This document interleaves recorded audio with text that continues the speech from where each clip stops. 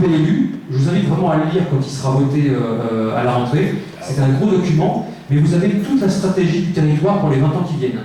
Donc c'est très conséquent et riche, mais je vous invite vraiment à le potasser parce qu'il y a énormément d'informations qui vous seront utiles. Donc on a un squelette, une articulation que l'on définit par les défis de Morpa 2030, puisque un PLU, c'est l'ambition d'une ville dans l'avenir, au-delà même des mandats municipaux, tels que nous les connaissons, et qui s'appuie sur 3 axes très forts, notamment une excellence environnementale, une haute qualité de vie et une attractivité renforcée. Et donc dans ces thématiques-là, nous avons développé un certain nombre de projets, et le document d'urbanisme en lui-même nous permet d'aller dans ce sens-là. Alors, ensuite, par exemple, c'était un engagement de campagne aussi, nous rendons inconstructibles 3 grands terrains. Parce que là aussi, je vais avoir un discours de vérité avec vous. Vous savez que Morpa n'a pas 25% de logements sociaux. Quand nous sommes arrivés en responsabilité, nous avions 14% de logements sociaux. Aujourd'hui, nous avons à peu près 17,71% à peu près. Les chiffres bougent encore un peu. Et donc, il faut savoir qu'en 2014, quand on est arrivé en responsabilité, la loi est passée de 20% à 25% de logements sociaux par rapport au nombre de résidences principales. Et donc, nous avions à construire 793 logements sociaux nets d'ici 2025. Et ces 793 logements sociaux doivent s'inscrire dans des plans triennaux. C'est-à-dire que tous les 3 ans, la ville doit contracter avec l'État, doit s'engager à construire 200 logements sociaux tous les 3 ans. Et donc, évidemment, il faut les construire. Et nous avions dit pendant la campagne électorale que nous souhaitions préserver nos quartiers existants et que nous avions engagé du renouvellement urbain dans la zone d'activité Paris-Ouest qui en avait besoin, avec des entreprises qui étaient abandonnées, ou d'autres que nous aidons à se déplacer dans la zone d'activité Paris-Ouest ou sur 50 ans d'Yvelines. Donc, dans le PLU actuel, et je le dis, il n'y a pas 15 000 terrains constructibles à Morpa. Hein. Si on ne fait pas les logements dans Paris-Ouest, c'est ces 3 terrains qui y passent. C'est clair. Donc, les terrains municipaux, c'est inconstructible. Le parc des sports au bout des clos également sur la partie gauche est également inconstructible en logement. Et la ferme avec les vaches est également inconstructible, c'est transformé en terrain agricole. Donc ces 3 terrains-là, on ne pourra pas construire du logement, et à la place on fait du renouvellement urbain dans la zone d'activité Paris-Ouest, parce que les logements, les infrastructures sont prévues pour. On va en parler. Un autre sujet également qui vous concerne moins, mais c'est bien de le savoir. On a eu une petite polémique par 2 opposants il y a quelques semaines qui ont eu la gentillesse de coller des affichettes dans la forêt, le bois à côté de l'école de la Marnière, qui est là. Et ici, vous avez un bois. Et il y avait des petites affichettes où il s'était écrit « Le maire, en toute naïveté, assigne un permis de construire de 28 logements dans ce bois-là ». Je vous le dis, c'est faux. C'est faux parce que, le bois est inconstructible. Voilà, il est dans un périmètre avec les pointillés, vous voyez, c'est inconstructible. Et tout ce secteur-là où on s'était battu, d'ailleurs il y a 3 ans au tribunal administratif pour qu'il n'y ait pas 50 logements ici dans un lieu pavillonnaire, on a gagné au tribunal administratif, et on verrouille ce terrain pendant au moins 5 ans. Ça veut dire que s'il y a un projet qui est déposé qui ne peuvent être que des pavillons, ils seront obligés, le promoteur sera obligé de faire ça avec la ville et les habitants. Voilà pour la Marnière. Alors ensuite, sur d'autres gros projets, donc la construction d'écoquartiers qui est lancée dans Paris-Ouest, l'ouverture du cinéma qui est prévue non pas en 2019 mais 2020, il y a du retard sur le chantier, vous voyez, qui est un peu en stand-by aujourd'hui parce que le propriétaire a souhaité relancer un maître d'œuvre parce qu'il y avait des entreprises qui étaient défaillantes dans certains lots de travaux, et pour éviter de se lancer dans une opération à 14 millions comme ça, il a préféré faire les choses un peu plus dans le temps. Donc là, on est sur un terrain qui appartient à Yves Auchan. C'est une opération totalement privée avec un cinéma qui va arriver au village des loisirs et qui était déjà prévu à la création du village des loisirs en 2009. Donc c'est un peu l'arlésienne ce sujet, et on y arrive enfin. Donc ouverture printemps 2020. Le centre aquatique, on va en parler. Le doublement du pont Schuller qui est terminé. La maison des associations qu'on prévoit en 2020. En toute logique, on a connu un petit retard sur ce sujet parce qu'on n'est pas convaincu du premier projet que nous avions à la maison des Coudray. Donc on a vu notre copie, on va la retravailler. Et en 2022, une résidence service senior. D'ailleurs, il y a eu une consultation aujourd'hui, si je ne me trompe pas, Erwan Alleglo. Voilà, on travaille, on a fait un appel à concurrence pour créer une résidence service senior. On va en parler aussi. Alors, l'écoquartier des 40 arpents. Donc là, je vous l'ai dit, c'est le renouvellement urbain, et un écoquartier, c'est pas qu'un grand mot, c'est 20 critères différents sur 4 piliers fondamentaux.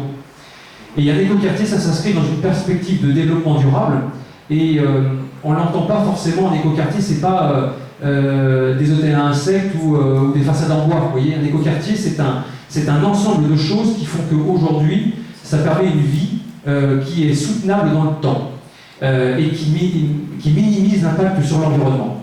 Donc, on a plusieurs projets qui sont lancés, et l'objectif, à terme, sur la totalité de la bande, ici, et une partie ici également, c'est qu'on ait des logements, des parcs urbains, des aires de jeu, une nouvelle crèche, d'autres services publics. Et l'idée aussi, c'est que la totalité de la bande, c'est-à-dire dans son axe central, tout sera communicable d'un point à l'autre, c'est-à-dire que les habitants pourront circuler d'un point à un autre au travers d'une coulée verte et centrale, pour justement retrouver un peu cet esprit de Jacques Rigaud de l'époque, c'est-à-dire d'avoir aussi des espaces de respiration. Et puis on est en train de regarder avec les pompiers, alors que les pompiers restent évidemment avec nous, mais il y a une bande de terrain vert qui est ici, qui appartient à la ville, dont on va récupérer une partie pour également y faire un petit parc urbain avec des aires de jeu pour les enfants. Donc, dans le détail, sur le projet Domaine d'Iberville, c'est le premier qu'on voit face à Auchan, dont on voit d'ailleurs les façades, c'est beaucoup plus joli que tout le béton. Donc on arrive à la fin qui est livrée en novembre pour la partie propriétaire et le premier trimestre 2020 pour la partie sociale. Donc là on a 288 logements, et il faut que vous sachiez que sur pratiquement la totalité de toutes les parcelles que nous construisons, on est sur à peu près 45% uniquement de surface bâtie. C'est-à-dire que tout le reste, ce sont des espaces verts et des espaces plantés. On va également y installer un cabinet médical, paramédical plutôt, parce qu'on a du mal à trouver un généraliste, mais on a bon espoir de trouver. Donc là on a déjà un psychologue, un kiné, ostéo, podologue qui vont arriver, et on est en train, avec le cabinet qui suit le promoteur, qui s'appelle Office Santé, de trouver un généraliste. Pas simple. Alors ensuite, la résidence de Maricourt, qui était la deuxième parcelle après les pompiers. Donc là on a 148 logements, donc on est sur un programme qui est encore plus abouti en termes d'écoquartier. On y installe une œuvre d'art, on a une création d'aires de jeu, on a des jardins privatifs, on a la création de noues également, de retenues d'eau de pluie. On y plante également 33 peupliers. Et là, on est sur un bâtiment RT 2012. Alors, RT 2012, ce sont des normes techniques environnementales que les promoteurs doivent respecter pour construire. Et donc là, on va plus loin, parce qu'on va à moins 10%, avec 30% d'énergie renouvelable, toiture végétalisée par exemple. Résidence de Bienville, donc c'est la résidence qui est juste à côté des pompiers, 263 logements. Et là aussi, c'est une première pas qui n'existe pas dans le parcours résidentiel, on aura du locatif intermédiaire. C'est-à-dire que pour les habitants qui ne peuvent pas aller dans l'accession à la propriété ou qui ne peuvent pas aller dans le social, on aura du locatif intermédiaire avec des loyers plafonnés à 12 € le mètre carré. Et donc là aussi, on plante des arbres, on crée une œuvre d'art, une roue centrale et des jardins privatifs. On a quelques photos là. Donc on a essayé de varier les architectures et on a travaillé aussi les retraits intérieurs pour qu'on ait aussi pas mal d'espace pour que les habitants puissent correctement vivre. Alors, pour la Belvedere, pour ce qui vous concerne, et après on parlera d'un sujet qui n'a jamais encore été évoqué, c'est la rénovation de la gare et le carrefour de la Belvedere. Alors, l'OAP de Malmedon qui crée quelques tensions dans le quartier auprès des habitants justement qui sont concernés, est un sujet où évidemment on a dédensifié énormément, et parce qu'on construit dans Paris-Ouest, on a permis de dédensifier ces projets. Donc le PLU de 2013, évidemment qui a été voté avant que nous arrivions, permettait 618 logements au total sur ces deux parcelles. C'était des possibilités offertes.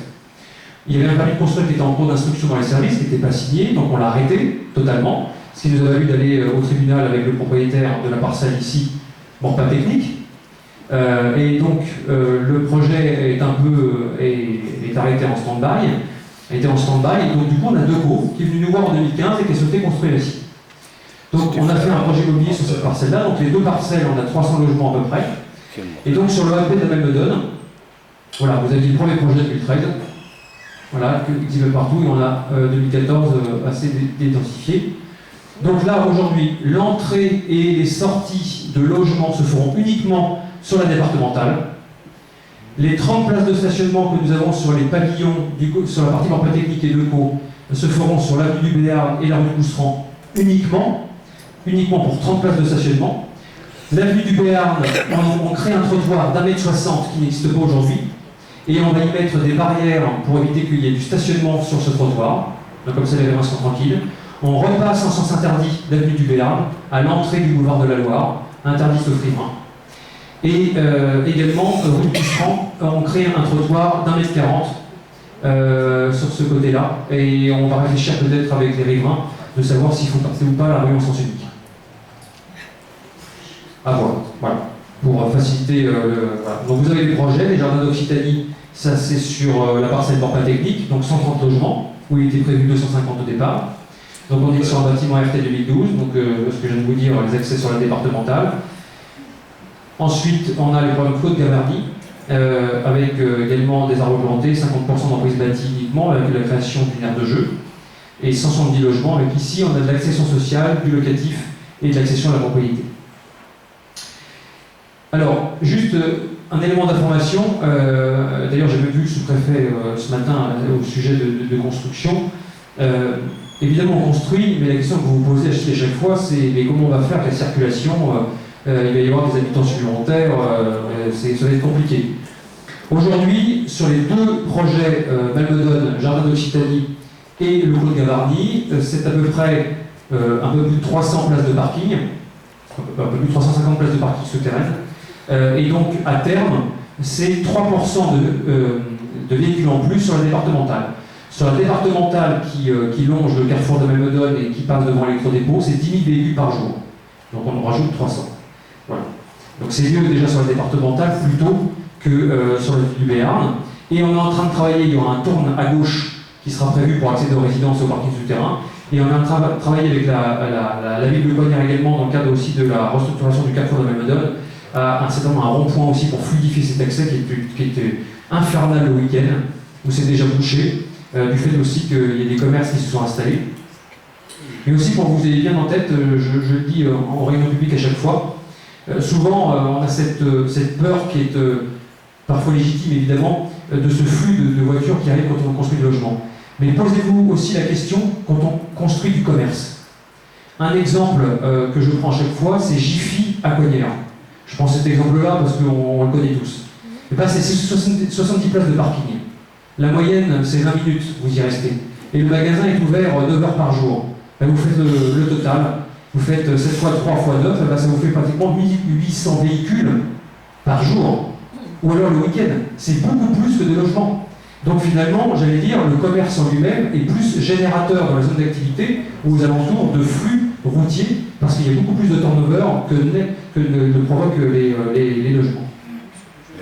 C'est quelque part un peu pour se rassurer, mais ça n'empêche pas qu'il va y avoir quand même des véhicules supplémentaires. Donc il faut arriver à l'équité. Sur la départementale 13, du côté des écoquartiers, tous les accès, toutes les entrées et les sorties se feront sur l'avenue Claude Bernard et non pas sur la départementale 13. Puisqu'on n'a que 1700 véhicules par jour sur Claude Bernard à l'intérieur, donc du coup le flux va se déverser ensuite vers l'avenue Gutenberg ou un peu sur la départementale, et on va sécuriser davantage la départementale. Et pour ce qui est des scolaires, ils seront une navette viendra les chercher pour les déposer directement à l'école Chapiteau, à l'école La Tour ou les Messières ou la Marnière. Et les enfants de la Malmedon, des logements à la Malmedon, iront à la Malmedon. Les locaux peuvent être aménagés, mais de toute façon, c'est un projet d'école que nous aurons évidemment dans le second mandat. Alors, ensuite, on a une petite résidence également au Bois-Joli, bâtiment performant également. Là aussi, c'est l'ancienne micro-crèche qui est maintenant déplacée en centre-ville, puisqu'on a créé l'escale en face de la halle du marché, qui regroupe la micro-crèche, qui regroupe l'espace enfants-parents, et si je ne me trompe plus, le relais des assistants maternelles, exactement le RAM, des assistants maternelles libérales ou les libéraux. Et donc là, on vend le terrain et sur la même assiette, on fait une petite opération qui ressemble quelque part au Bois-Joli. Donc là, c'est de l'accession à la propriété sur un bâtiment RT 2012, moins 20%. Et j'arrive à la fin. Le projet Génération, qui est un gros projet également du mandat, qui résume un peu ce que je vous ai dit tout à l'heure. Donc, les élèves de la ville Parc au Coudray sont partis à l'école Jean de La Fontaine qui est à 10 mètres. Parce que là, on s'est interrogé avec mon collègue Jean-Michel Fourgou sur des écoles qui perdent en effectif. On s'est dit, mais pourquoi ne pas fusionner de deux écoles? C'est intelligent. Du coup, on a libéré l'école de la Ville-Parc, qui va devenir une crèche. On déplace la crèche des Hauts-Bouleaux, qui est le long du boulevard Miseret, qui va aller dans l'ancienne école de la Ville-Parc. On crée 18 berceaux de crèche collective en plus, on passe de 60 à 78. D'ailleurs, aujourd'hui, on vient d'apprendre une très bonne nouvelle, parce que l'État nous accorde une subvention de 350 000 € qui n'était pas prévue au budget, donc c'est plutôt une bonne nouvelle, en plus de la subvention qu'on a demandée à la Caisse d'allocation familiale. Donc les travaux commencent à l'automne pour une livraison à septembre 2020. Et à la place de la crèche de Hauts-Bouleaux, donc à côté de la synagogue et du Beaune de Jean, on va construire une résidence service senior d'un peu moins d'une centaine de logements, donc accessible aux personnes âgées autonomes, avec un ensemble de services à l'intérieur qui leur seront proposés. C'est proche du centre-ville, c'est à l'orée du bois. Le Beaune de Jean, lui, n'est pas touché, l'assiette du bois n'est pas touchée, on construit sur l'assiette elle-même, et ça nous permet également de répondre à un besoin du territoire pour permettre à nos seniors qui aujourd'hui parfois sont dans des logements trop gros, des pavillons qui sont beaucoup trop importants, de rester à leur part dans des plus petits logements et de profiter du cadre de vie. Le pont Schuller, donc grande réussite également, un dossier qui durait depuis des années et qui s'est enfin débloqué. Nous on l'appelle la bise d'atterrissage terminal A à Fort-Pas, avec le gros diesel bleu le soir qui anime. Et Erwan travaille d'ailleurs également aux entrées de ville pour qu'on ait aussi une œuvre d'art à la sortie de la Nationale 10 qui soit éclairée également pour retrouver un peu cet esprit que Jacques Ribou. Et un autre sujet dont on n'a jamais parlé également, et que vous avez la primeur de découvrir aujourd'hui, c'est la rénovation de la gare de la Verrière dans son plan global, qui est un grand sujet, avec le carrefour de la Malmedonne, dont on aura des éléments qui seront communicables, je pense, avant la fin de l'année, puisqu'il y a une réunion des services de l'État qui est prévue bientôt. Donc le sujet du carrefour de la Malmedonne, vous savez, décaissement souterrain de la nationale, plateau urbain et réouverture de cet axe-là directement pour aller vers la gare. Aujourd'hui, qui est fermé, vous savez, on est obligé de faire tout un tour, on est obligé de passer par le boulevard de la Loire, donc cet axe-là va être ouvert. Les travaux ont commencé en 2024 pour se terminer en 2027, 3 ans. Et donc ici, on a la première phase, c'était pont Schuller. La deuxième phase, c'est du rond-point des Cités Amies jusqu'au rond-point des Lions à Elancourt. Ensuite, on a la troisième phase qui va aller jusqu'à la cinquième phase qui va aller jusqu'à la gare de Trappes. Donc une ligne de bus en site proponique, voilà, comme c'est le cas actuellement sur le pont. On va avoir la destruction de ces deux grands parkings d'à peu près 950 places qui vont devenir des bureaux, pilotés évidemment par l'agglomération avec les villes de Coignères et de la Verrière, parce que là on n'est pas sur Maurepas. Donc là on a un barreau, vous savez, d'accès à la nationale qui a été créé le long de la résidence étudiante de la Verrière, avec un second qui sera créé ici. On a la gare en ce moment qui est en cours de rénovation et d'accessibilité, parce que l'ascenseur est en cours de construction. Et on a le parking qui est détruit ici, qui sera reconstruit ici, le long de la voie ferrée, un parking relais de 750 places extensible à 900. Et la présidente de la région Île-de-France, Valérie Pécresse, a annoncé que ce serait gratuit pour les détenteurs de pass Navigo. Donc ça c'est une bonne nouvelle parce qu'on s'était battu pour ce sujet, parce que non seulement pour aussi ceux qui ne sont pas du quartier, viennent en voiture, payent leur billet de train, et en plus de payer la place de stationnement, je veux dire, c'est un peu la double peine, d'autant plus qu'il n'y a pas forcément des lignes de bus tout le temps, même si on y travaille, donc on a renforcé le réseau de bus. Et voilà, c'était une problématique, donc on est heureux d'avoir été entendu. Et pour le parking également, on a beaucoup milité depuis le début du mandat, parce que le premier parking était à 300 places. Et on s'est dit, si on a 300 places de parking, ça va être, la Malmedonne, ça va être une horreur. C'est clair, déjà qu'il y avait des macarons qui ont été faits pour les résidents qui ont, j'allais dire, pacifié le quartier. Mais alors là, si en plus on avait un report de 500 voitures par jour, je pense que ce serait très très mal passé. Au final, on aurait été au bras de fer et on aurait obtenu une extension du parking. C'est inévitable. D'autant plus avec l'augmentation de la population, on va forcément avoir des véhicules supplémentaires, donc il faut qu'on anticipe. Donc voilà pour le parking, ce aménagement. La construction du parking commence en juin 2020 et se termine en janvier 2021.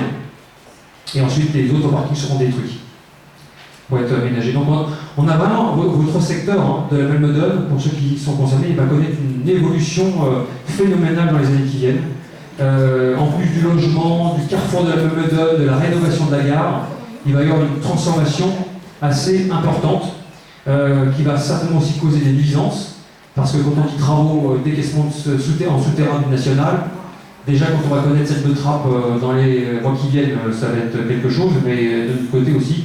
Mais j'allais dire que c'est attendu depuis longtemps, donc c'est un mal pour un bien. Alors, le centre aquatique, donc, on est bien lancé, la démolition est en cours, je vais vous montrer quelques photos. Donc là, on est en procédure d'appel d'offres, donc je ne peux pas vous donner des éléments, évidemment, des candidats ont été retenus, il y a des négociations qui sont en cours de discussion, et on signera le contrat avec le futur concessionnaire à la fin d'année, avec, je le rappelle, des missions de service public que nous imposons aux concessionnaires, puisque les tarifs, les horaires d'ouverture, l'accueil des clubs, des associations et des scolaires est imposé par les deux villes de Morpa et de Lancourt aux concessionnaires, et en contrepartie du manque à gagner de ces créneaux réservés, eh ben, les villes compenseront. Voilà.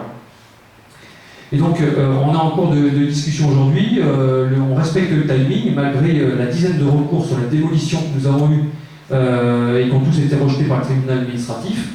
Et donc aujourd'hui, donc il y en a encore certains qui sont en recours sur le fond, mais ça ne donnera pas grand-chose. Et donc aujourd'hui, on est bien lancé, et évidemment, dans une déconstruction, vous le savez, tout était parfait, et on a quelques photos. Donc ça, par exemple, ce sont les déchets qui avaient sous le bassin extérieur. Il paraît que la structure était saine. Vous avez également ça, voilà. Ça, c'est quand on enlève tout ce qu'il y avait sur les faux plafonds et sur les murs. Une partie de la structure qui est également saine et qui méritait également d'être poursuivie. Ça, c'est le bassin extérieur qui a été détruit, avec des poches d'eau qui remontent et de chlore.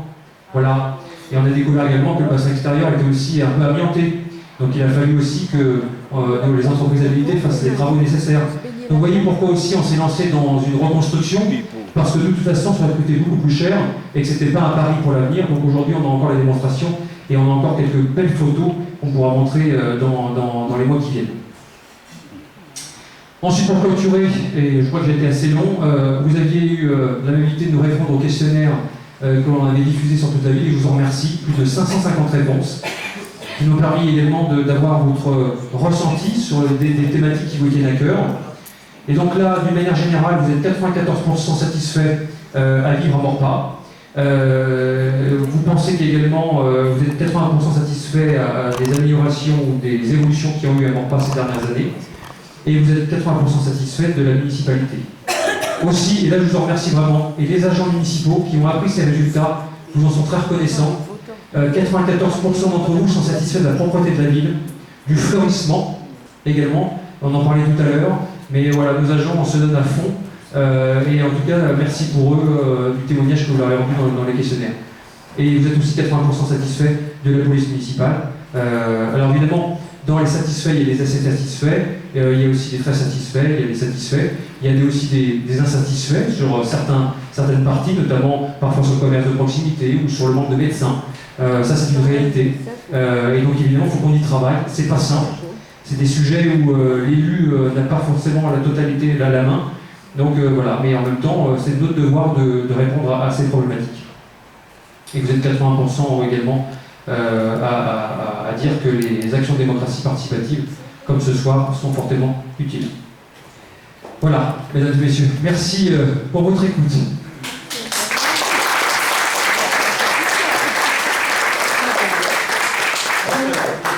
Comme je vous l'ai mentionné tout à l'heure, Marine m'a passé dans l'allée centrale où vous allez pouvoir, c'est un peu scolaire mais ça marche bien, lever la main. Je vous demanderai également de vous présenter, ça ne vous dérange pas, ou au moins de nous localiser dans quel quartier vous êtes, ça nous permet de mieux identifier vos questions en tout cas. Voilà, et comme je vous l'ai dit tout à l'heure, nous allons prendre 3 questions à la suite.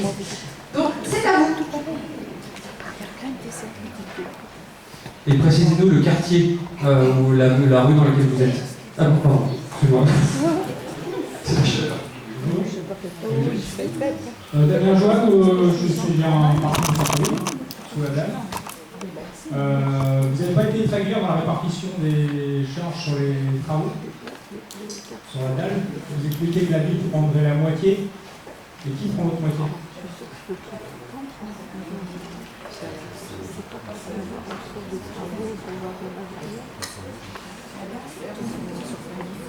On va vous poser une deuxième question. On va vous répondre après.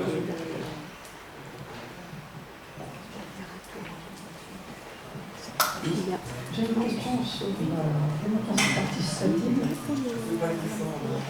Fort, ça va. Oui, il faut quasiment, c'est vrai, les mêmes. Sur la démocratie participative, parce que j'ai eu l'occasion d'assister à la réunion du CODESCI, la structure participative au niveau de l'agglomération, qui organisait une réunion à laquelle les habitants étaient conviés sur justement comment développer la démocratie participative dans les communes de Saint-Quentin-en-Yvelines. Alors, les communes étaient représentées par leurs élus et puis par les participants aux comités de quartier et autres qui existent déjà. Moi, ce que j'ai constaté et un peu regretté, c'est que j'ai surtout repéré que 2 communes, en tout cas, n'ont pas encore mis en place de structures participatives. Ce ne sont pas les petites, puisque c'était Elancourt et Morpa. Et je sais que Morpa n'a pas tout à fait encore le seuil de 20 000 habitants qui rend obligatoire les conseils de quartier, mais il y a des communes de 6 000, 8 000 habitants qui ont déjà mis en place ces structures. Donc ce n'est pas une question de seuil de population. Je pense que à 18 700 habitants, on peut mettre en place des conseils de quartier qui permettent la participation des habitants en amont des projets et en permanence pendant les événements-là.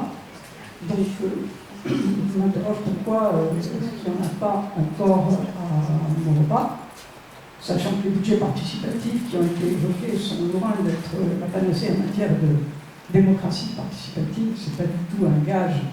Finalement, il y a d'autres formules qui sont beaucoup plus participatives et beaucoup plus démocratiques. Donc voilà, c'est une question sur la démocratie locale. J'avais juste une petite autre question qui est sur le nouveau quartier, justement, que vous avez évoqué, avec tous les espaces verts et autres qui font qu'il y a que 45%, si je crois bien, de construits sur les surfaces. Mais qu'est-ce qu'il y a comme équipement public qui ne soit pas effectivement de ressort du promoteur? C'est-à-dire, est-ce qu'il y a des jardins publics, quelles sont les ouvertures vers l'extérieur qui permettent aux autres quartiers de Morpa de circuler et à ces quartiers-là aussi d'être bien reliés à la ville. Voilà.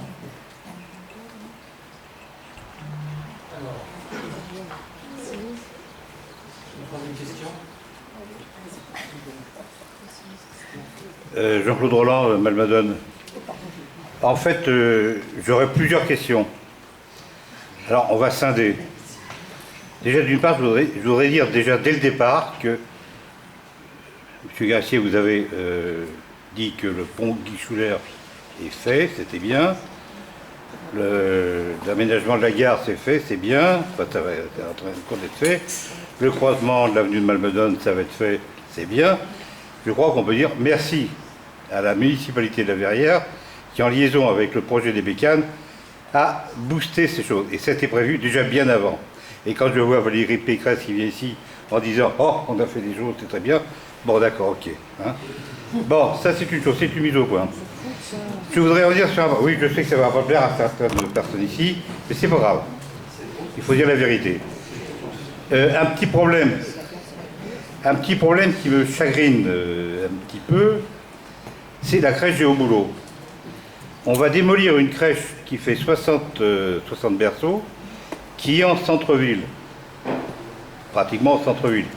Donc qui aide beaucoup les femmes qui emmènent les enfants le matin. On va la mettre à la ville-parc, un peu plus loin. Et on va faire une résidence senior. Mais une résidence senior de quoi? Une résidence senior privée, avec Corian, ou une résidence publique, disons avec des tarifs un peu plus décents que ceux de Corian et de tous ceux qu'on connaît autour. Pardon? Non, je crois que c'est à vous parler. Posez votre même question, M. Roland, s'il vous plaît. Parce que... Mais attendez, je sais pas. On va y aller. On y va, on y court.